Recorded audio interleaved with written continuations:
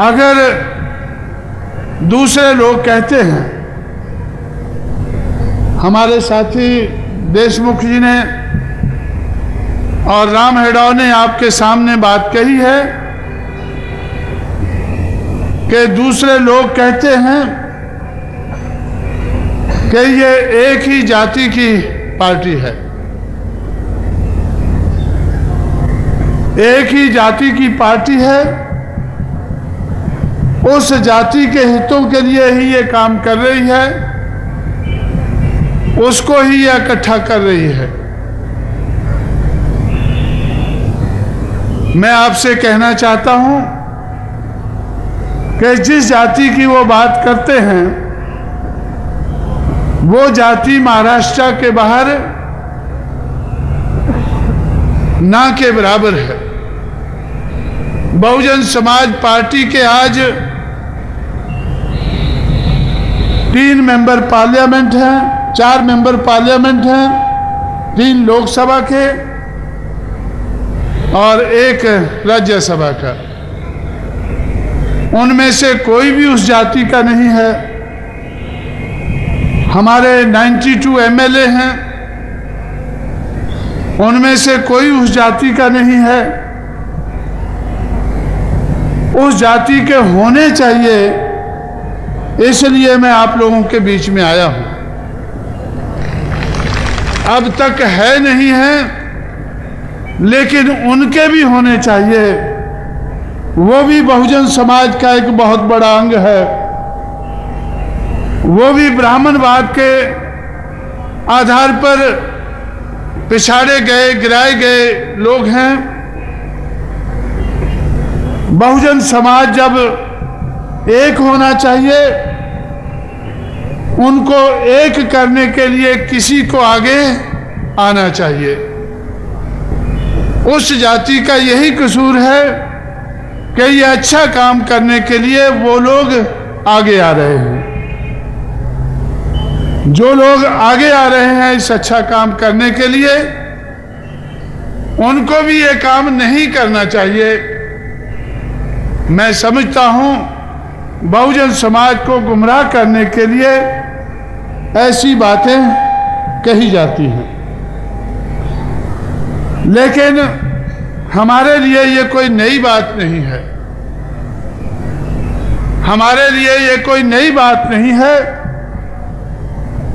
हम इसका मुकाबला पंजाब, हरियाणा, मध्य प्रदेश और उत्तर प्रदेश में पहले ही कर चुके हैं। उत्तर प्रदेश में जब बहुजन समाज बनने लगा, बहुजन समाज आगे बढ़ने लगा, बहुजन समाज की शक्ति बनने लगी, तो उत्तर भारत में एक जाति ने अपने कंधों के ऊपर बहुत बड़ी जिम्मेवारी ली। अपने कंधों पर जिम्मेवारी ली। जो उत्तर भारत की सबसे बड़ी जाति है, उसने ये सोचा कि सब लोगों को जोड़ने के लिए हम लोगों को आगे आना चाहिए। वो लोग आगे आए। कांग्रेस पार्टी ने, दूसरी पार्टियों ने इसी किस्म का प्रचार करना शुरू किया। उत्तर भारत में, खासकर उत्तर प्रदेश में कहने लगे बहुजन समाज पार्टी तो चमारों की पार्टी है। मैं अपनी बात को स्पष्ट करने के लिए उत्तर प्रदेश की बात आपके सामने रखता हूं कि यह चमारों की पार्टी है, क्योंकि चमार इसमें आगे आ रहा है। क्या करने में? जो भी आंदोलन होता था, खास करके मंडल रिपोर्ट लागू होनी चाहिए। मंडल रिपोर्ट पार्लियामेंट की कचरा पेटी में से बाहर निकालनी चाहिए। उस दिन से लेकर जब तक मंडल रिपोर्ट लागू नहीं हो गई, तब तक चमार जाति ने बड़े पैमाने पर आंदोलन किया। मंडल रिपोर्ट लागू होने से चमार जाति को कोई फायदा होने वाला नहीं था। उनका यही कहना था कि जिस तरह से चमार उत्तर प्रदेश में बड़े पैमाने पर आगे बढ़ा है आरक्षण के आधार पर, उसी तरह दूसरे ब्राह्मणवाद के शिकार लोगों को भी मौका मिलना चाहिए। अगर चमार बड़े पैमाने पर यह बात कहता है तो हो सकता है कि जो इस देश के हुक्मरान हैं उनको तकलीफ हो, जो इन लोगों को तोड़े रखना चाहता है उनको तकलीफ हो, लेकिन वो बहुजन समाज की दूसरी जातियों को, जिनका हित के लिए चमार जाति संघर्ष कर रही थी, उनको उकसाने के लिए, उनको दूर रखने के लिए, टूटे रखने के लिए इस किस्म का बड़े पैमाने पर प्रचार किया गया। और चमार जातियों को जो नेता हैं उनको डराया गया, धमकाया गया कि अगर आप लोगों ने चमार जाति को इस किस्म का संघर्ष करने से ना रोका तो बाकी को तो सरकार आरक्षण देगी नहीं, ओबीसी को तो आरक्षण देगी नहीं, लेकिन चमारों को भी शेड्यूल कास्ट की लिस्ट से निकाल दिया जाएगा कि इनकी बहुत तरक्की हो गई है, अब इनको आरक्षण की जरूरत नहीं है। इस किस्म का प्रचार बड़े पैमाने पर किया गया। लेकिन मुझे ये बताते हुए खुशी हो रही है कि ये सारे किस्म के प्रचार के बावजूद चमार जाति आगे बढ़ती गई, इस काम को करने में पीछे नहीं हटी, इस काम को करने में पीछे नहीं हटी। तो फिर उनको रिश्वत देने के लिए जब एनडी तिवारी मुख्यमंत्री थे, राजीव गांधी प्रधानमंत्री थे, तो उनको रिश्वत देने के लिए महावीर प्रसाद को उत्तर प्रदेश का कांग्रेस पार्टी का अध्यक्ष बनाया गया।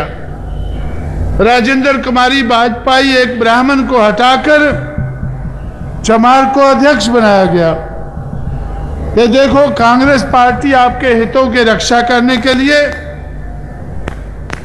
आपके ही आदमी को अध्यक्ष बना रही है और एक दूसरे चमार को एनडी तिवारी का लेफ्टिनेंट डिप्टी चीफ मिनिस्टर बनाया गया। लेकिन मुझे आज आपको बताते हुए खुशी हो रही है कि वो दोनों चमार एक साल पहले चुनाव में अपना डिपॉजिट गंवा चुके हैं। माता प्रसाद जो एनडी तिवारी के डिप्टी थे, उनका भी डिपॉजिट चला गया है। महावीर प्रसाद जो कांग्रेस के उत्तर प्रदेश के प्रेसिडेंट थे, उनका भी डिपॉजिट चला गया है। और लगभग 45,000 वोट से बहुजन समाज पार्टी के मलाई प्रसाद, एक मामूली चमार ने उनको 45,000 वोटों से कांग्रेस के अध्यक्ष को हराया। दूसरे नंबर पर बीजेपी रही, तीसरे पे जनता दल और चौथे नंबर पर डिपॉजिट गंवाने वाली कांग्रेस पार्टी, जो इस किस्म का काम करती थी। बहुजन समाज ना जुड़ सके, इस किस्म की साजिश को कामयाब बनाने में लगी थी। आज वो पार्टी मिट्टी में मिली हुई नजर आती है। इतना समय लेकर इतनी लंबी चौड़ी बात मैंने नागपुर में क्यों कही है कि नागपुर में भी जो लोग इस अच्छे काम में, बहुजन समाज को जोड़ने के अच्छे काम में जो लोग आगे लगे हुए हैं, उनको लगे रहना चाहिए और मजबूती से लगे रहना चाहिए जब तक तोड़ने वालों का डिपॉजिट जब्त नहीं होता है। जब तक जोड़ने वाले जीतते नहीं हैं, बड़े पैमाने पर उनकी जीत नहीं होती है और तोड़ने वालों को मट्टी में नहीं मिलाया जाता है, तब तक उन लोगों को आगे बढ़कर और मजबूती से आगे बढ़कर इस अच्छे काम को करना चाहिए। और ये अच्छे काम में हमारे साथी राम हेड़ा और हमारे लंबे अरसे से लगे हुए साथी देशमुख ऐसे सहयोगी आप लोगों को मिले हैं और इनके माध्यम से पूरा बहुजन समाज जब तक बड़े पैमाने पर जुड़ नहीं जाता है, जीतने वाला समाज नहीं बन जाता है, तब तक जो लोग आगे बढ़कर लगे हुए हैं उनको आगे बढ़कर अपनी जिम्मेवारी निभानी चाहिए। आगे बढ़कर ज्यादा बोझ उठाकर वो जिम्मेवारी निभा सकते हैं, लेकिन कुछ लोग दूसरों का रास्ता घेरने के लिए भी आगे आते हैं। इससे भी हमें सावधान रहना चाहिए। आप लोगों को दूसरों का रास्ता घेरने के लिए नहीं, दूसरों के लिए रास्ता साफ करने के लिए आगे बढ़ते रहना चाहिए।